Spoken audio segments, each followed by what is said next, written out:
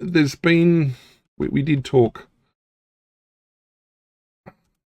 last year about the CFMEU Commission of Inquiry that was happening in Queensland at the moment. They've obviously had another round of public hearings and engagement, and there's been a report released by Jeffrey Watson SC, which has been tendered to the commission, and they've obviously released bits of information regarding the report. And the report basically says that the CFMEU had been very heavily involved, or there'd been elements within the CFMEU that had been engaged in criminal conduct or corruption, that there'd been really rather unsavoury people linked to the union, and who were making buckets of money and engaged in criminal activity, and that these sort of things weren't going on without the knowledge, well, not necessarily all their activities, but that there were activities going on with the knowledge of I guess the union itself. And so the allegation, the assumption that the unions had been corrupt and heavily engaged with organised crime, well, they were saying, no, it wasn't us, we weren't involved. Well, this report that was tendered has basically said, well, yeah, they have. And that taxpayer money was being taken in corrupt payments, and it's not clean, not good. That there were standover people involved with becoming union delegates, and so the extortion, threats of industrial disruption. Well, the unions have been doing that for a while. Just depends on who's making the claim, whether they see it as extortion or standover or legitimate bargaining, legitimate negotiation, cash for work, sham shifts. It was the threats of violence, etc. And this is why people had thought unions had gotten a bit too big for their boots, and probably it goes to explain a bit why the Labor Party eventually put them into administration, is that they got too big to control. And the funny thing is, okay, so whilst they're saying that John Setka was responsible at the time when a lot of this stuff was going on, well, not just then, I'm sure it'd been going on for longer than that. He certainly at one point stood up to the government, and that was over the COVID lockdown stuff and preventing union members from working during the lockdowns. Probably because this would have threatened the cash flow that a lot of people were getting. It's one of those things that just seems to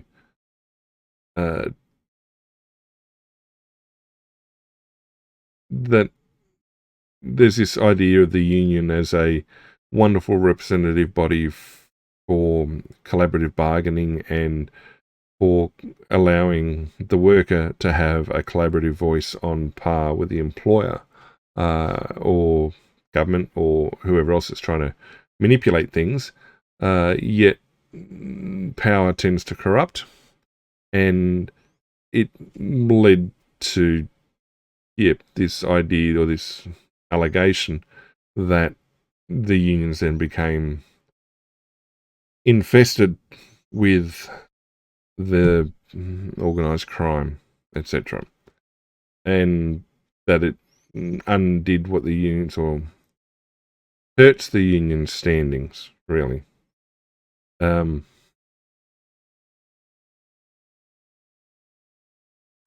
Victorian branch of the CFMEU is no longer a trade union, it's a crime syndicate.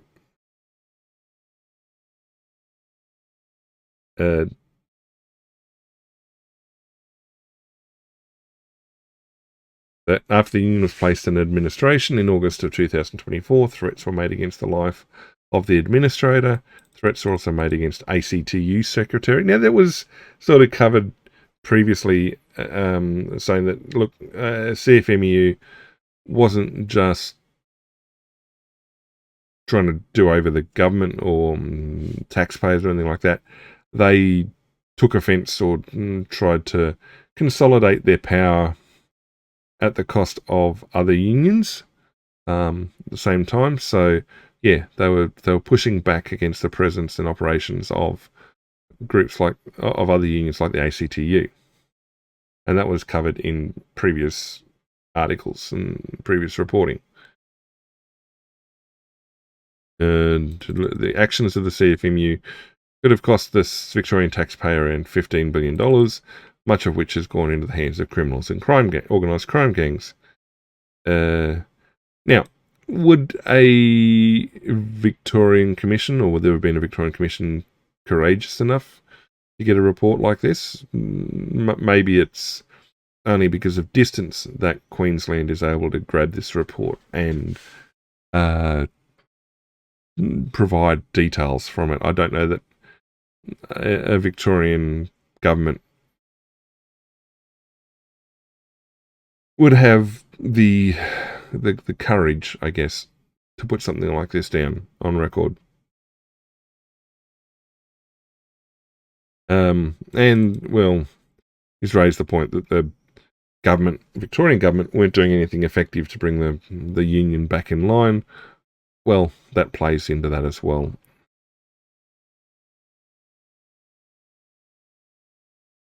Now, some redactions. Yep, okay, so when an inquiry or a report, like something like this, or an investigation like this takes place, there needs to be, or there is, and I'm sure the Queensland Inquiry's got it as well. This one of the early steps of what they do is they establish the terms of reference. And what that does is it sets parameters, it sets boundaries on what can and can't be asked. In other words, if the term of reference is limited to, I'm just trying to think of an example.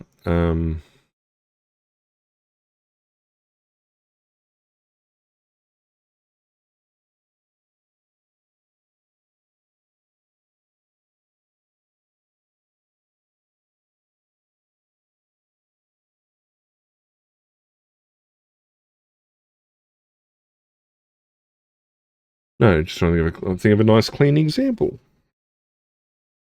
Well, okay, the inquiry here into the CFMEU probably would have, there would probably be a term of reference, and it'd be worth, you should be able to go and dig it up and have a look, in which would prevent the inquiry from investigating the actions of other unions, be it the ACTU or other unions in other industry sectors, unless the actions of that union or those specific actions were influenced or otherwise directed by the CFMEU.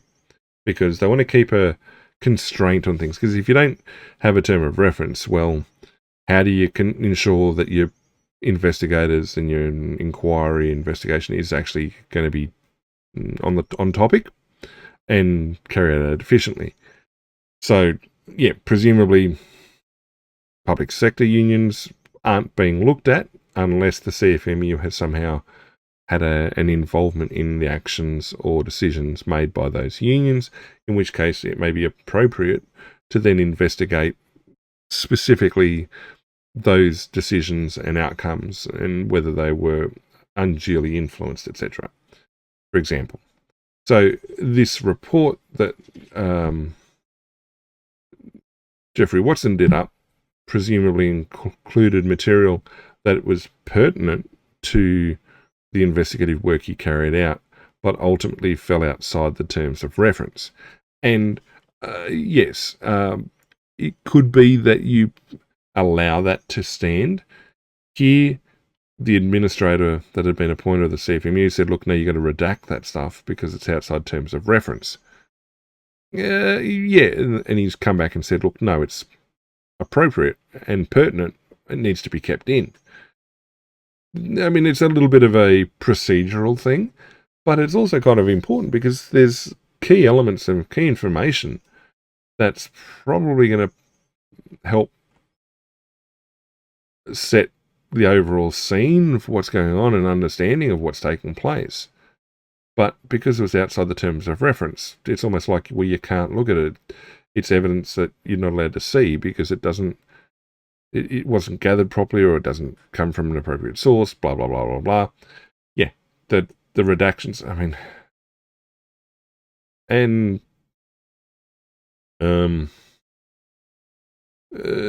the administrators also said the documents serious allegations of criminal and improper conduct. That's what it sounds like, but it hasn't been tested through criminal proceedings or determined by court. And this is like why reporting media say it is alleged that it is.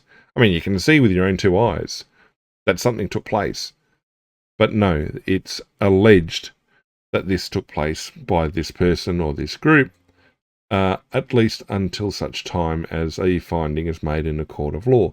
Because otherwise people say, well, no, it's misrepresenting what you've been seeing, you're not seeing the whole picture, there's extenuating circumstances, blah, blah, blah, blah, blah, you're associating intent, all this sort of stuff. So it's why it's why media can be frustrating sometimes from reporting on crimes. It's so-and-so was alleged to have done it, still holding the murder weapon, covered in the person's blood, saying, I did it.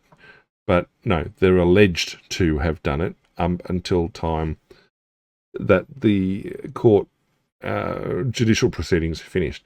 I mean, in essence, you're saying what the police are saying, which is the allegation is that this person did it. It's not their place to make a finding of responsibility. It's their place to gather evidence and pass that along for the prosecutors, etc. So yeah, the report will be referred to the AFP, the Fair Work Commission, law enforcement agencies and regulators, so they may do their own independent inquiries and take whatever enforcement action, blah. Okay, Victorian government says we're good, we've never done anything bad, of course. And yeah, obviously people are running around saying, oh, it wasn't us, we're not involved in it.